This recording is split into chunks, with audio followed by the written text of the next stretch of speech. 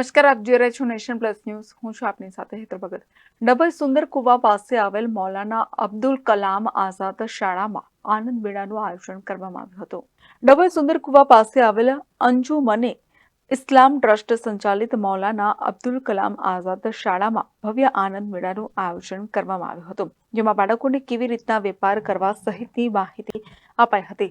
શાળા સંચાલકો દ્વારા બાળકોને પ્રોત્સાહિત કરવા દર વર્ષે જેમ આ વર્ષે પણ આનંદ મેળામાં બાળકોએ વિવિધ પ્રકારની વાનગીઓ બનાવી સ્ટોલ ઊભા કર્યા હતા. નાના બાળકોમાં પોતાનો ધંધો કઈ રીતે કરવાનો ટેલેન્ટ માટે આનંદ મેળાનું આયોજન કરવામાં આવ્યું હતું. અંજુમને ઇસ્લામ મૌલાના અબુલ કલામ શાળામાં આનંદ મેળાનો ઉત્સાહભેર ઉજવણી થઈ હતી. એમાં વાલીઓ અને વિદ્યાર્થીઓએ પણ બહુ સારી રીતે ભાગ લીધેલો. એમાં સ્ટોલો પાણીપુરી, રગડા પેટીસ, ભેલ પેટીસ, ચાઇનીઝ, મંચુરિયન્સ એના બધાના સ્ટોલ લાગેલા. એમાં બાળકો આજુબાજુના રહેવાસીઓ બહુ ઉત્સાહભેર આનંદ લીધેલો. Bilal Bhurawala, nation plus news, Dabhoi.